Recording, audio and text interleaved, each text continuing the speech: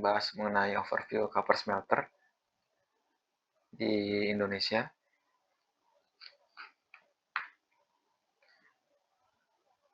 Jadi, saya rasa perlu dibahas mengenai overview copper smelter ini, mengingat copper smelter ini bagi saya ilmu yang langka ya. Indonesia juga nggak banyak tembaga smelter.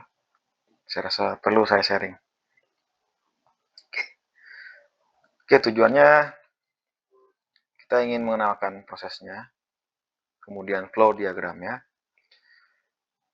kemudian kita juga pengen paham sedikit mengenai chemical proses di dalam tembaga smelter, kemudian memperkenalkan beberapa tembaga smelter ya di dunia. Smelter itu apa sih? Ya, smelter itu saya coba ringkas, artinya adalah sebuah rangkaian proses yang digunakan untuk memperoleh tembaga dari konsentrat. Tembaga. Konsentrat itu apa sih, Bos? Konsentrat ini raw material ya. Kita perlu tahu terminologi daripada feed smelter tembaga itu namanya konsentrat. Terus bedanya melting sama smelting itu apa sih? Jadi melting itu adalah proses pemanasan sebuah solid object, benda padat, pada titik leburnya yang menyebabkan berubah fasa menjadi liquid, cair. Nah, ini seperti kita manasin es batu, cair, dia hanya berubah fasa. Sedangkan kalau smelting itu, dia adalah proses pemanasan konsentrat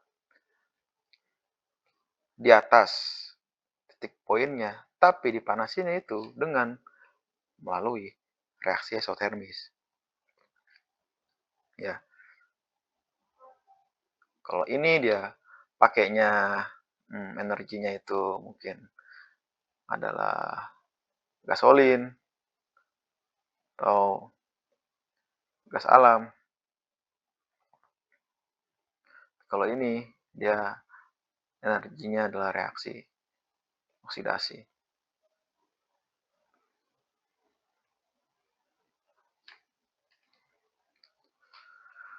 Berapa smelter tembaga di dunia?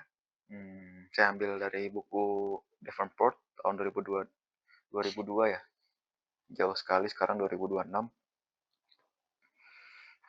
Ya, saat itu Indonesia baru punya satu smelter ya di Gresik, Indonesia. Dengan teknologi M, yaitu Mitsubishi Smelting. Kapasitasnya 240 kiloton. Masih sedikit ya. 240 kiloton tembaga setahun. Sekarang sudah meningkat dengan kapasitas yang lebih tinggi harusnya. Di sini juga ada teknologi F ya, flash furnace. Ada juga IF, Inco flash furnace. Inco flash furnace, dan juga ada IS, ISA smelting. Ini terkenal juga. Ada electric furnace, macam-macam. Saat itu luar biasa ya, Cina ini udah punya 5 dia. Tahun 2002 ya, canggih juga tuh Cina. Rusia juga banyak juga punya ya.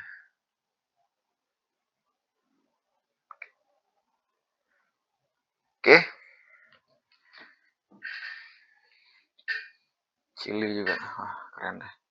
Tinggalan kita.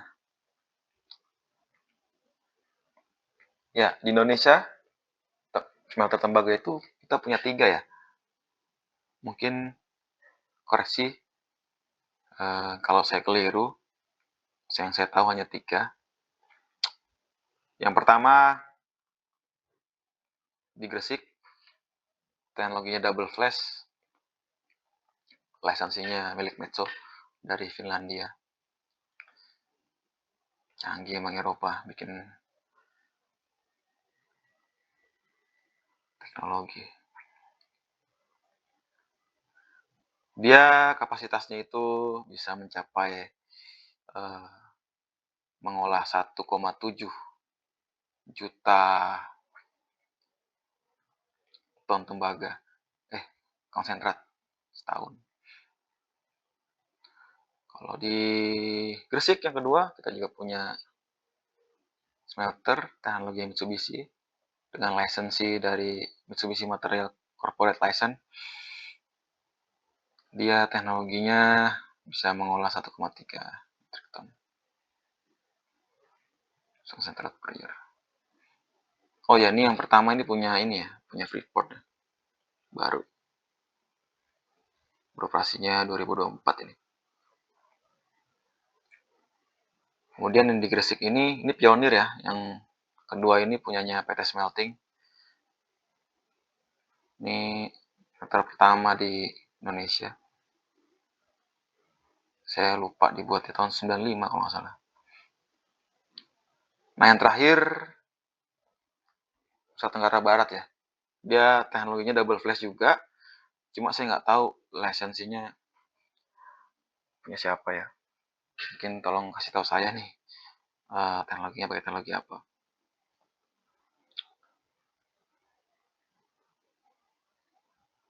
Dia bisa menghasilkan 900.000 ton konsentrat per year. Mengolah ya, mengolah.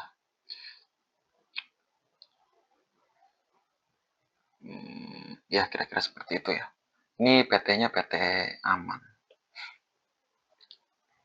Ini dulunya kalau nggak salah punyanya Newmont kalau nggak salah nih. Berubah nama dia.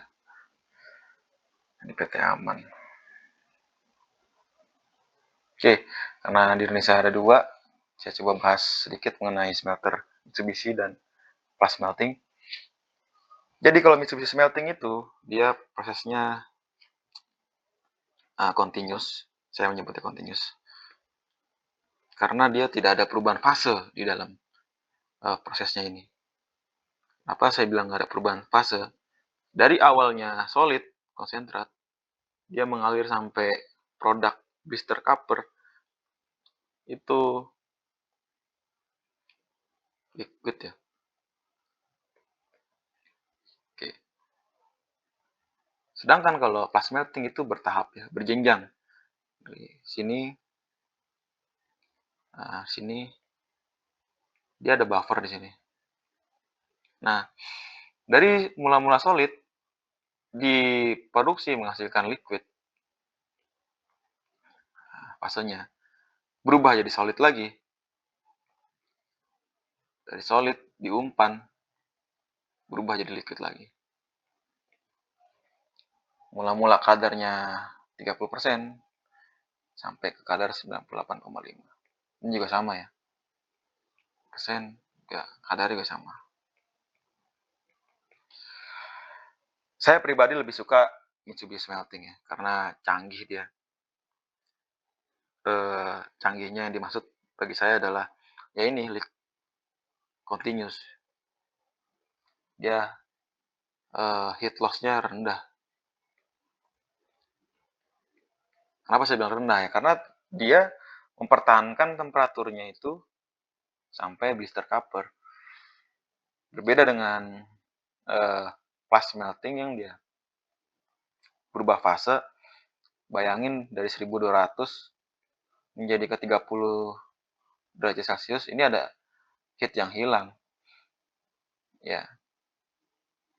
Kemudian yang saya suka dari Mitsubishi Smelting itu manpower-nya sedikit.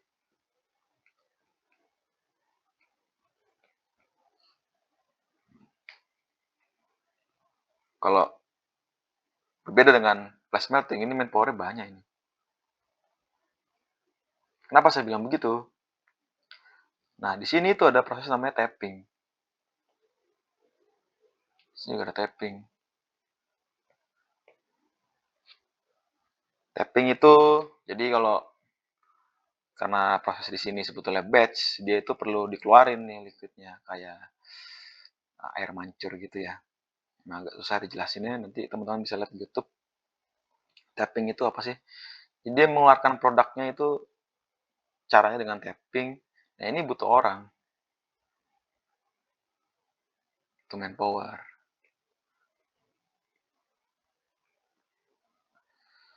Bisnis smelting, tapping nggak ada.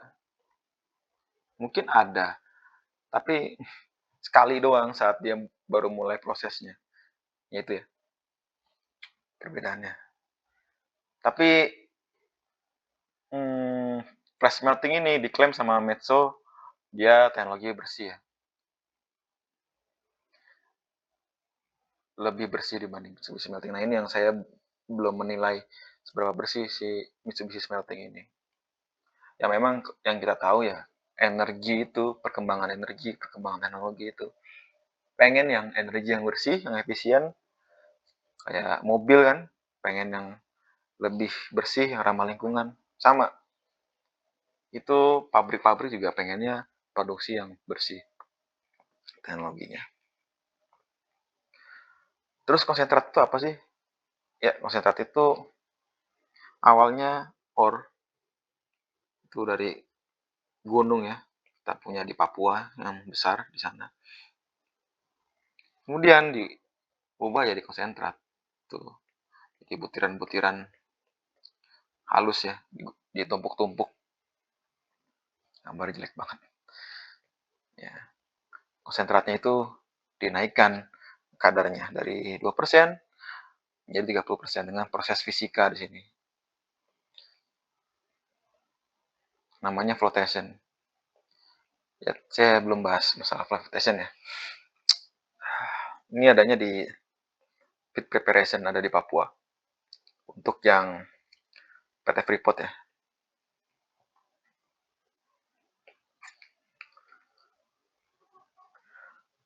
Blok diagramnya ya seperti ini. Jadi mula-mula ada feed preparation, masuk ke flash melting, diproses, liquidnya kita ambil, produknya namanya mate. Dia juga ada slag yang dibuang ya, dengan kadar CO yang rendah. Di sini kadar CO-nya 70, kita ambil, kemudian digranulasi, itu diubah ya dari liquid menjadi cair ya, itu ditembakin air, kemudian berubah jadi granul dia, butiran-butiran kecil. Terus di grinding, dihaluskan lagi, masuk ke flash converting, berubah kadarnya jadi 98,5% CO-nya.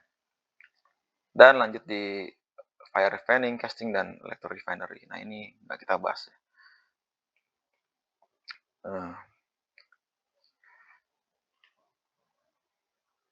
Ya, ini flow diagramnya FSF dan FCF. Dia itu sebetulnya identik ya teman-teman, flash melting dan flash converting. Dia cuma beda kapasitas saja ya. Sini kapasitasnya besar secara ukuran. Sorry, yang converting itu lebih kecil, yang uh, flash melting itu lebih besar. Ya ini ya, jadi ini namanya proses tapping di sini teman-teman. Jadi dikeluarin. Nanti teman-teman bisa lihat di YouTube itu banyak ya. Gimana sih cara ngambilnya? Jadi dia pakai burn bar dilubangi gitu ya, supaya ngucur tembaganya. Oke, kapas melting proses ya ini ya. CuFSO2 berubah jadi CO2S, FeS, FeO, dan SO2. Ini apa sih? Ya ini kita bedah ya. Yang pertama ini konsentrat, rumus kimianya ini oksigen ya, kita tahu. Nah inilah mate nih, ini namanya mate nih.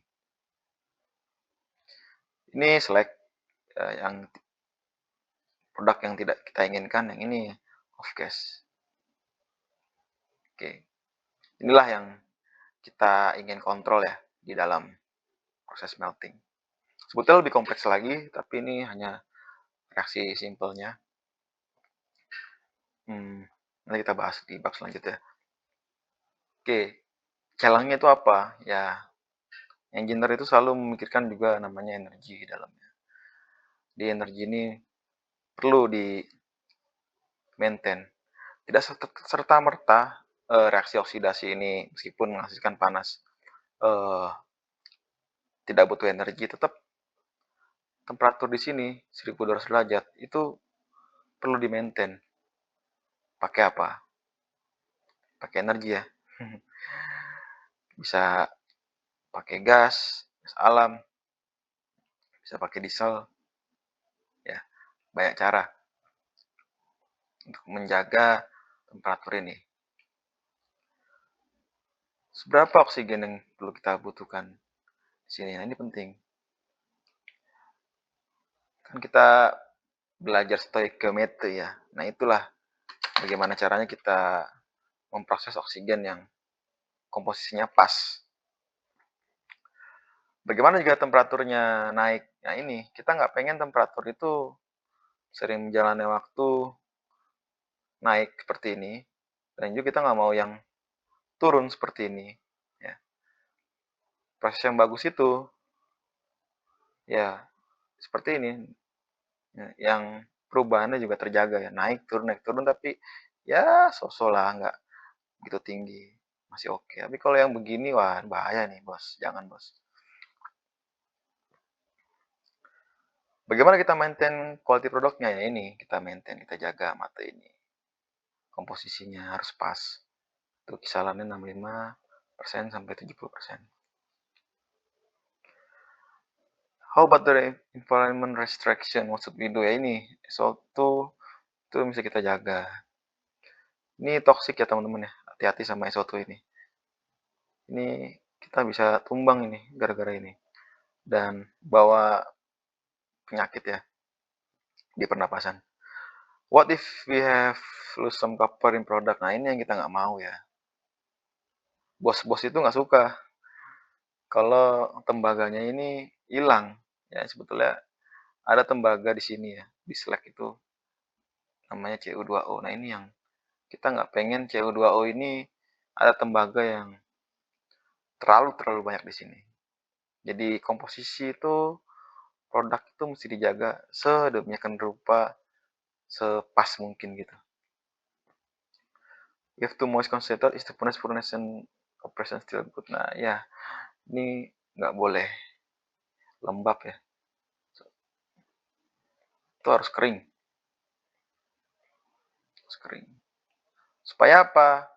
Ya, jadi furnace itu dia kalau di smelting itu, plus smelting itu, disembur dia debunya ke dalam furnace. Itu nggak boleh basah. Bayangin kalau misalnya basah ya lengket dan juga membahayakan proses. Or heat loss going to high due to refractory erosion health. Nah ini nggak boleh. Jadi sebetulnya smelter plus smelting itu dia itu gambarkan kira-kira seperti ini ya, letter U ya. Itu dilapisin sama ada pelapisnya gitu dia. Sama refractory namanya, batu bata tahan api. Supaya panas di dalam itu terjaga, diselimuti oleh ini. Dan ini nggak boleh erosi. Ya makin lama dia erosi tapi harus terukur. Kalau bocor tembaga di sini, pusing kita. Namanya udah bahaya ini kalau ada tembaga bocor. Oke, our cooling element is leak, help. Nah, ini bahaya lagi. Jadi di yang tadi saya gambar itu selain ada refaktorinya, dia juga ada pendinginnya di sini. Ya, ada air. Ini nggak boleh bocor, bos. Kalau bocor airnya ke dalam, waduh, bisa bikin kembang api. Ini sangat bahaya sekali. Nggak boleh. Uh, Emang bisnis smelter ini sangat bahaya. Maka dari itu orang-orang yang kerja di sini itu perhitungannya mesti pas. Di supaya teman-teman tahu ya. Jadi tembaga panas, ini anggap tembaga panas. Temperatur 1200. derajat. Ada air masuk ke dalam sini. Temperaturnya 30 derajat Celcius. Dengan jumlah 1 liter aja. 1 liter. Ini ada 100 ton. Apa yang terjadi? Meledak. Explosion. Kok bisa, Pak? Iya. Air ini ketika bertemu 30 ke 1200 kan jauh ya temperaturnya. Dia mendadak berubah fase dari liquid menjadi gas. Perubahan fase yang mendadak. Akhirnya apa? Dia mendorong molekul-molekul uap dari air ini, mendorong tembaganya keluar. Ekspansi ya. Dari liquid ke gas. Bisa bayangin. Oke, terus bagaimana Pak?